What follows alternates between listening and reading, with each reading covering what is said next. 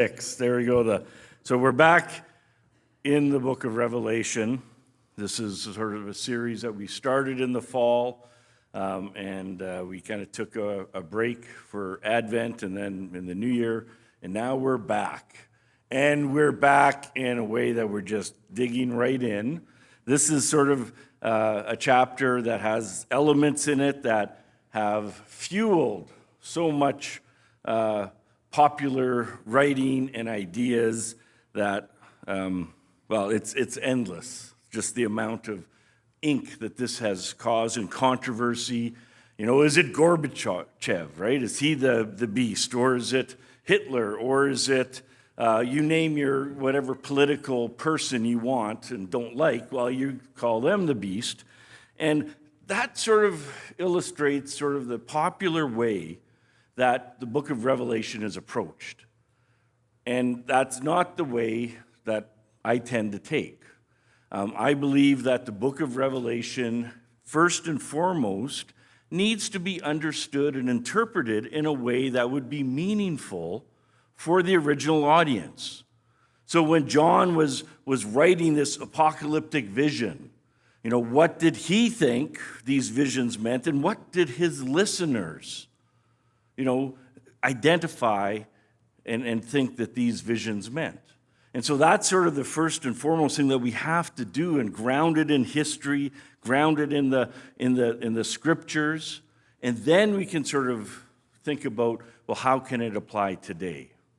And so that's sort of the overall approach that I've argued for throughout the fall, and it's an approach that I'll continue as we delve into the last part of the book of Revelation. And this last part is where we deal with, really evil, right? The judgment of God on evil in its various forms. We were introduced to this a bit in chapter 12 that we talked about in the first week of Advent, where we had that vision of the dragon and then the Messianic child, Jesus' birth from this apocalyptic point of view, and then how that played out. And this chapter 13 is a continuation of that. And one of the questions that I think it raises for me and for its first readers is, well, is there more to what's going on in the world, whether in first century Rome or in 21st century Edmonton? Is there more to what's going on in the world than just the poor decisions of humans? And this sort of answers that, well, yes, there is.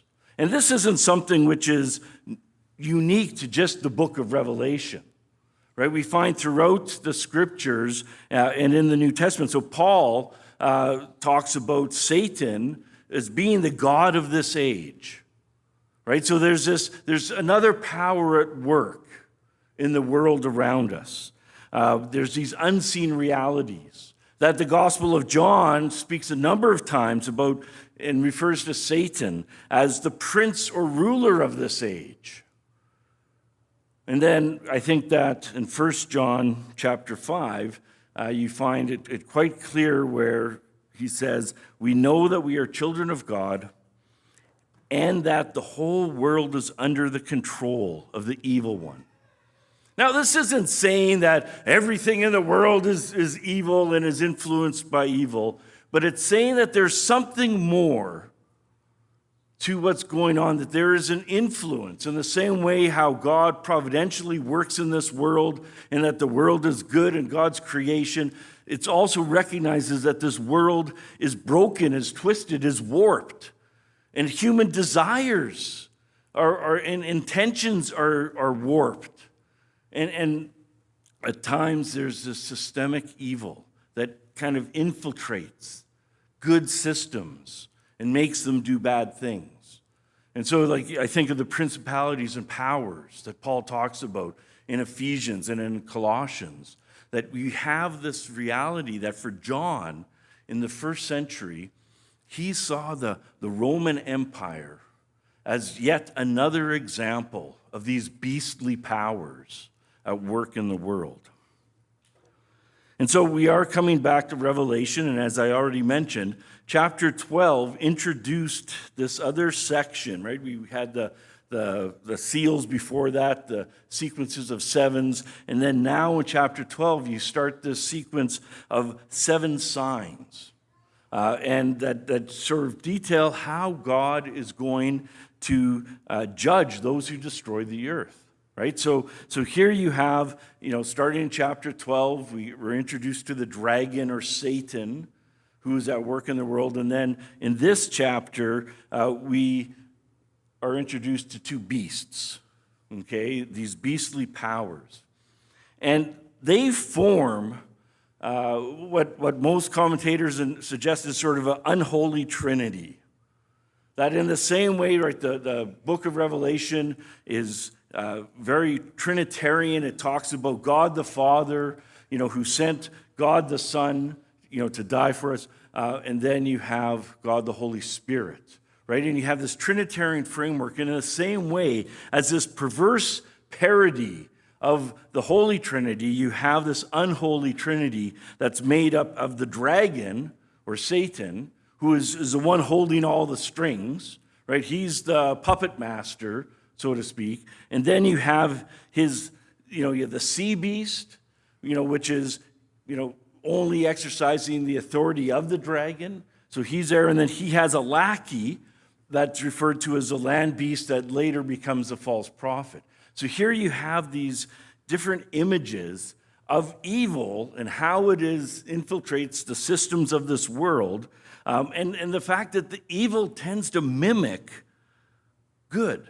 Right? That evil mimics the one true God, which is partly why evil can be so deceptive. Right? And there's elements of the beast and elements of, whether the sea beast or the land beast, that also sort of are a parody of Jesus, the Lamb who was slain. And they work in deception. And this is sort of what we find in these passages. Now, these beastly powers are defeated in the opposite order that they're introduced. And so John systematically introduces the dragon or Satan, right? The serpent of old that was thrown down from heaven to earth. So we saw in chapter 12. And then in today's passage, you have the sea beast and the land beast, right? Who's also known as the false prophet, and how they are active in the world. And then later on in chapter 17, we're introduced to the harlot, which is a symbol again for Rome, right? Who sits on the 7 hills, and how she rides a sea beast and wreaks her havoc.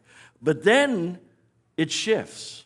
And then you have the downfall of these, evil beasts come in reverse order. So first you have the harlot, who's actually defeated by and destroyed by the sea beast, that evil turns on itself. And then you have in chapter 19, it's sort of narrating how the sea beast and the land beast are both conquered and thrown into the lake of fire to be gone forever. And then finally, in the culmination in chapter 20, you have the dragon or Satan, who's finally judged by God, the one true God, and thrown into the lake of fire. And the point here with all of this, and as we get into and slog through these chapters, which are fairly heavy chapters about judgment and about evil, that we always have to remember that the overall arc of this story is one of triumph, the triumph of the one true God. That through all of this, that God will triumph over evil. Even though we live in this in-between time where we find the powers and the of the old age still at work, but they will be judged by God. And that right now we're at this in-between period. But God will accomplish the judgment on all evil, and all his good purposes will be fulfilled. And so we always have to keep that in mind when we're reading through the book of Revelation, especially as we get into the weeds of some of these passages, because they can be sort of brutal when we sort of see the evil that is around us. Now, these beastly powers that are talked about in these chapters, they are mosaics, they are composites of different Old Testament images that we see throughout. And so, like, the book of Job talks about Leviathan and Behemoth and these sort of, the sea and the land beasts, and it draws on these images. And this chapter in particular really draws on images of the beasts that come from the sea in Daniel chapter 7. But the book of Revelation, John does something new with them where he kind of puts them all together. It's a mashup. And we get sort of the epitome of evil, of all these beasts together. So they come from and draw from the Old Testament. And in the Old Testament, these beasts that they represent, or in French, represent. I was dry, I needed some water. But they represent sort of these primeval evil forces of chaos that oppose God and his good purposes. And they seek to destroy and undo God's good creation. So that's what these ideas represent. And specifically, like in the book of Daniel and other places, they're embodied in a series of evil empires, right? That constantly seek to oppress God's people. And so that what we see in the book of Revelation is just another example of what we find in the pages of the Old Testament, particularly in Daniel. So first we come to the sea beast, right? And we read, in chapter 13, verse 1, and this sort of follows directly on from chapter 12. And John saw a beast coming out of the sea. We already know and have this idea that the sea is not necessarily considered something good in Israelite and sort of the Old Testament and all that. The sea is chaotic. The sea devours sailors. Israel was more of a landlocked sort of country. But here we see this beast coming out of the sea. John continues a description, and initially the description recalls features of this ancient chaos monster, Leviathan, which also is very similar to the description of the dragon we see in chapter 12, right? Where it goes and it says it has 10 horns and 7 heads, with 10 crowns on its horns, and on each head a blasphemous name. And so you have this image which draws from the Old Testament, but then added to it is a shift of focus where it talks about how this beast it resembled a leopard, but it had feet like those of a bear and a mouth like that of a lion, right? So here it starts to sort of, be very clearly dependent on Daniel chapter 7, where you have this horrific mashup of all these 4 creatures in Daniel's apocalyptic nightmare. Right? In Daniel, he has this vision of these beasts that come out of the sea. And the first was like a lion with eagle's wings, the second like a bear, and the third was a leopard. And then the fourth was, quote, terrifying and dreadful and exceedingly strong. That for Daniel, he didn't even describe that. Now, when we look at Daniel and try to understand it in its context, his vision clearly is talking about sort of the Babylonian, the Persian, the Greek, the Seleucid empires. But for John, the question is that really here he's saying that this picture of this beast is a composite picture of evil that describes the Roman Empire. That in the first century, when he saw the systematic persecution of the followers of Christ, and just all the evil that the empire did, that he, in this coded way, is talking about this empire that comes out of the sea. And this is sort of something which is fairly clear, and virtually, all scholars today would recognize this, that when it talks about the 7 heads, that alludes to the 7 hills on which Rome is founded. The 10 horns with the 10 crowns are referring to all the various petty kings that put into force the policies of the Roman Empire throughout its vast stretch. So the Herods in Palestine would be seen as one of these petty kings. And so the Roman Empire for John is all these beastly empires rolled into one. It's sort of the superpower of all the beastly empires that is typified by Rome. But even more than just this general reference to the Roman Empire, he picks on another image. And here, it represents the imperial power of the empire, but specifically exemplified by the excesses of Nero. One of the most, we tend to think of Hitler, right? When we think of sort of a ruler who is just like pure evil, we probably think of Hitler as number one. And if you don't, you probably should. Just saying. But in the first century, for these early Christians, Nero is the one that typified all of the idolatry and the blasphemy of the Roman Empire. And there's a couple things how he points to Nero in this. And one of the first is that you see this allusion to this Nero Redivivus legend, this legend of Nero come again.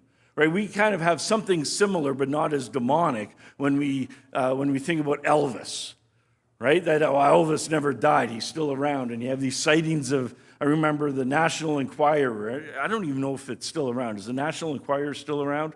Okay, but it would talk about these sightings of Elvis coming back. Well, in the same way, Nero, as emperor, he died in private. Right? There was no public funeral for him or anything like that, and he was sort of turned upon by his generals. And there was this legend that grew prominent that we find in Greco-Roman, in Jewish sources, and in Christian sources, where they saw Nero was coming back, in terms of wreaking havoc on and getting revenge on those who, took him out of power, but then also getting revenge and further persecuting the Christians. And so one of the main things in this passage of the first part that is appealed to here is this fatal wound that Nero has. It says that one of the heads of the beast seemed to have had a fatal wound, but the fatal wound had been healed. And so some see this as a veiled allusion to the supposed death of Nero, and whether he really died and then he just, was still around, or that he just went missing and went into hiding. And so this is we find this in Jewish folklore. There's a number of, in the Sibylline oracles. You find this in other Jewish sources, like the Ascension of Isaiah. And these are all sort of books that none of you would probably have any idea of what they are. But again, then in Christian tradition, you have early church fathers like Dio Chrysostom who refers to this as well. So this was something that was very popular at this time, and it seems that John, in his vision, is including this veiled reference. And it's not that he was talking about Nero, that he really believed that he had a fatal wound and came to life again, but just that it's drawing on this popular legend and saying that there was this fascination with Nero, and that Nero was sort of the epitome of all the excesses of the Roman Empire. And he sort of was a parody of Christ. Like the same word that's used for this fatal wound in this chapter is also referred to and applied to Jesus and when he is slaughtered, the fatal wound that he had, that he died and then came back to life. And so there's this connection that's right there in the text. And so really this sea beast, this allusion to Nero, to the Roman Empire, what it's saying is that Nero is this antichrist figure. That historically that this was in their minds and in their imagination. And that John sort of includes this reference to sort of make this connection. And that Nero is the paradigm of all such tyrants. He wasn't the first, and he definitely wasn't the last. But in the first century, that this is the one that they appealed to, that they looked to. That when they thought of who typifies just evil. They thought of Nero. And even the fact that, like, so for instance, later emperors like Domitian, who was the one who was around probably during the writing of John, he saw himself as a further sort of incarnation of Nero. So now the sea beast, whether it's Nero or not, but the sea beast is really all about power. And so here the power that the sea beast has ultimately is given to him by the dragon, by Satan. That's explicit. The dragon gave the beast his power and his throne and great authority, it says in verse 2. And from John's perspective, at the turn of the 2nd century, Satan ultimately lies behind the empire and all the evils associated with it. And he's behind the power of the beast. And so this, in the book of Revelation, it identifies this beast with the imperial power of Rome. But not just before Rome. Before Rome, it was manifested in ancient Egypt, right, who enslaved God's people. And in Babylon, who destroyed the southern kingdom and destroyed Jerusalem, and Persia and all these others. And that's what, like the book of Daniel, when it refers to some of these nations, that how it understands them. So this connection between beasts and nations is something that you see throughout Scripture. And I would argue that it's been manifested in other human kingdoms since. When evil sort of takes root into a nation. The thing about the sea beast, though, is the authority is that which is given. And it's there's a series of passive verbs here that suggest that the sea beast's power and authority ultimately it came from Satan. And so it talks about how he's given a mouth to utter blasphemies, how he is given the ability to exercise authority, that he's given power to wage war against God's people. And all of this suggests that the source of the power of this beast came from Satan. But even more than that, this authority is ultimately limited by God. And you get this idea that it talks about how his authority is limited to 42 months. And we've seen this number before throughout the book of Revelation, which 42 months is the same as 3.5 years or 1,260 days. And this is sort of the time of tribulation, which started at Pentecost with the first coming of Jesus and the birth of the church, but then ends when Jesus comes again at the parousia. And so this is this time that evil is limited by God, and that so the Satan is working through these beasts, but is on this short leash, and ultimately will be judged. This first part where it talks about the sea beast, ends with this call to whoever has ears, let them hear. And then it sort of talks about some of the future, the potential judgment that they might have by quoting through Jeremiah. But I think here it's a call to hear the truth about the nature of evil and the abuse of power. Like, we tend to have no problem with personal evil. Right? That we see an individual do something that's evil, that person who cut you off, the murderers, right? The people who perpetrate these evil acts. And that's something that you see throughout Scripture. But then we also see that sometimes evil is corporate and infests systems and governments.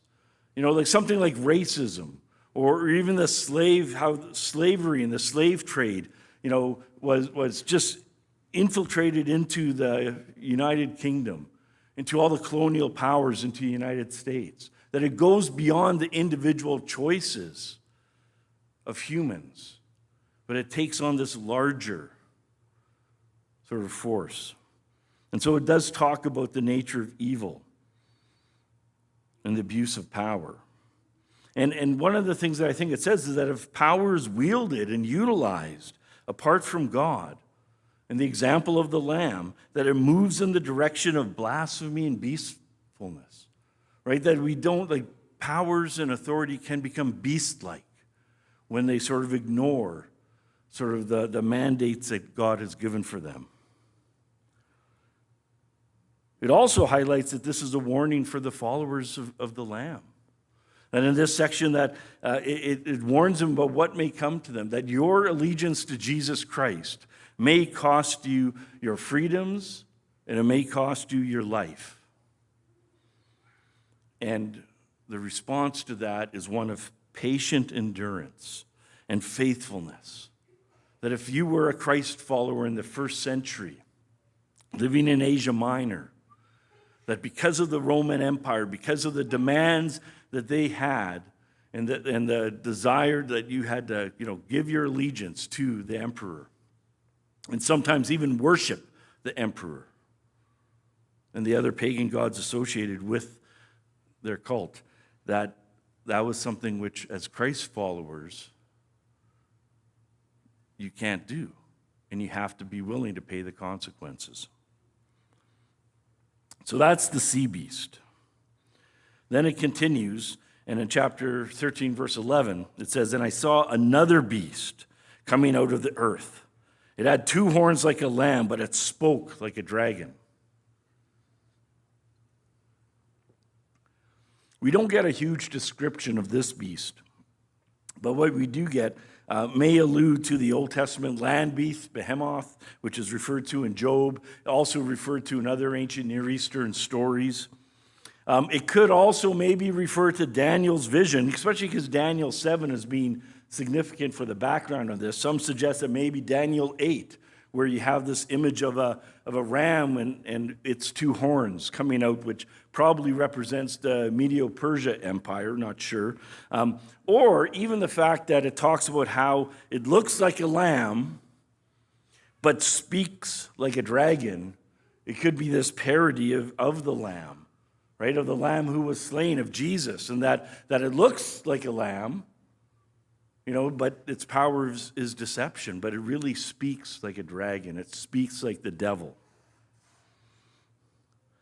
And that's something which, so even though we're not sure where John draws this image from, and maybe in his vision it doesn't draw from anywhere, but it's given to him, but the idea clearly is that whatever it looks like, its evil nature is clear because it speaks like a dragon. If the sea beast is all about power and the abuse of power, then here the land beast is all about propaganda, right? Because the land beast, who's also referred to later on in the book of Revelation as the false prophet, right? Which sort of feeds into this idea that its authority and power comes from the sea beast, and its whole purpose of this land beast is to make the earth and all its inhabitants worship the first beast. That this is seen as sort of a propaganda machine just to, kind of to get people in line to worship the beast that came from the sea. And that's what this beast is all about. And its power is deception, right? Which, when you think of it, like that Satan himself is the father of lies, right? And that here, this land beast trades in deception in the forms of spurious signs and miracles, that it sort of is there to fool people into thinking that they should worship the beast. And behind the beast, worship the dragon. And in the same way, if the sea beast is identified with the imperial power of the Roman Empire, here the land beast symbolizes the imperial cult. And by imperial cult, I'm not talking like, how we tend to think of cults. This is more in the religious studies, like the imperial, all the mechanisms of the empire that sort of, forced its inhabitants, its citizens to worship the empire, to sacrifice on behalf of the empire, right? That this was something that throughout the whole Roman Empire, there were priests, and that you had to give allegiance. We have to pay taxes, right? In Canada, we have to pay taxes. But there, not only did you have to pay taxes, but you also had to give your allegiance to the emperor. And then, depending on what emperor you're talking about, you had to worship the emperor as well. And that is something that this is sort of all the apparatus and what is all taken to get this done is what I referred to here as the imperial cult. And another thing that this beast does, it makes all who worship the sea beast receive its mark. Now, this passage, if you talk about controversy, if you talk about just unbelievable speculation of what this mark is, it is daunting. And so I want to read this passage, these verses for us again, and then I'm going to at least give you what I think and what a lot of scholars today think it means. So also the land beast causes all, both small and great, both rich and poor, both free and slave, to be marked on the right hand and on the forehead, so that no one can buy or sell who does not have the mark. That is the name of the beast or the number of its name. This calls for wisdom. Let anyone with understanding calculate or add up the number of the beast, for it is the number of a person. Its number is 666, or in some manuscript traditions, 616. FYI. Now, most likely, I think this idea of a mark is symbolic. Once again, it's not talking about, an actual something that's written on your forehead or on your right hand, but it's a symbol of identity and belonging. That if you are worshiping the beast, that you are marked, that you belong to the beast. And it might be an analogy to like an imperial stamp that's used, or commercial documents which have the stamp of the emperor, or even the idea that in order to be successful and to trade and to be involved in economic activities, you had to use their coins, which had the impression of the emperor on them. So that might be what's kind of behind this idea of a mark, but we've seen it already in terms of the mark, those who are Christ followers, who are following the way of the Lamb, that we're also marked with Jesus' name, on our foreheads. And so those who receive the mark of the beast belong to him, while those who follow the Lamb are also marked with his name. Like right after this chapter, this section where it talks about the mark of the beast, it then talks about the 144,000 followers of the Lamb who are marked by the name of the Lamb. And so in the same way that Christ followers are marked by our devotion and love for Jesus, so in the same way those who worship the beast are also marked. The number given of the beast is 666.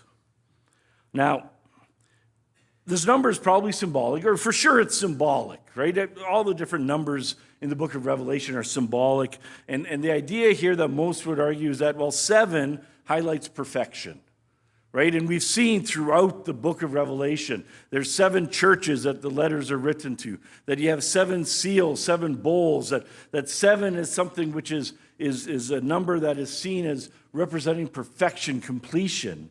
And so 6 is one less than 7. And so this idea that it's just short of completion, just short of perfection. And it's the number of incompletion or chaos.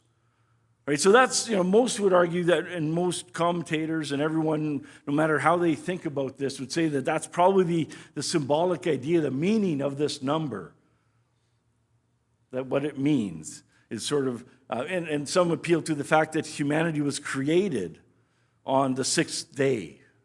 And so 666 is highlighting whoever this person is, that he's not divine, he's just another human. He's another mortal. But when the readers are asked, quote, to calculate the number of the beast, this seems to indicate that it has a special meaning to it.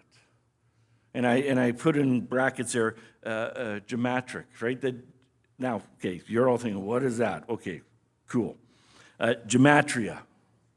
Okay, this was a literary device. It was popular back then.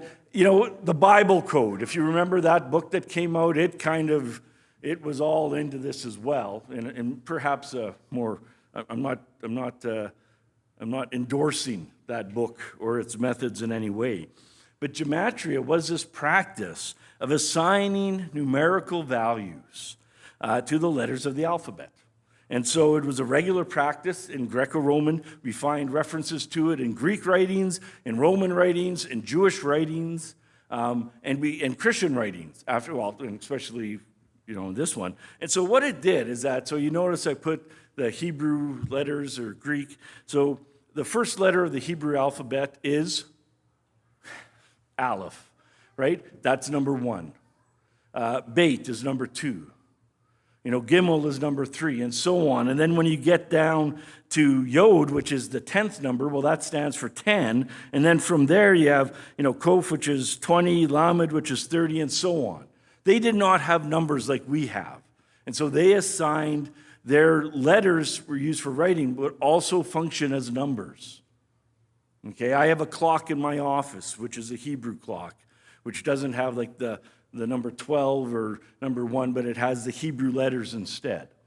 Okay, and it's the same thing in Greek, right, where you have alpha, then beta, then gamma, then delta. That's 1, 2, 3, 4. So this is something that was practiced a lot and was used for codes. Now, Valentine's Day is coming up, right? Wednesday. And so I thought I'd give you some fun examples of gematria that are actually found in graffiti from Pompeii, from ancient Smyrna. And so, for instance, in Smyrna, you have this graffiti on this wall that says, Philo hes arithmoi phila. I love her whose number is 731. Right? So what we do, we, of course, carve our initials on a tree, TW plus KN. My wife's maiden name was Nelson, right? So in Pompeii, you have examples of this as well. I love her whose number is 545. And so the question is, well, that's sort of a veiled way that people would know through gematria, well, who this is. So for instance, 731, most suggest that it's probably this name, this Greek name that was popular at this time, Anabusa, right? So this guy really liked Anabusa. You find references to referring to guys' names as well. So, I kind of have my own here, where Philo hes arithmoi tsela. I love her whose number is 331. Kathy and I were driving to someone's place for dinner last night, and I told her this, that the number of her name is 331. And she's just, yeah, whatever. But, this idea that, you could refer to names and people through using these numbers.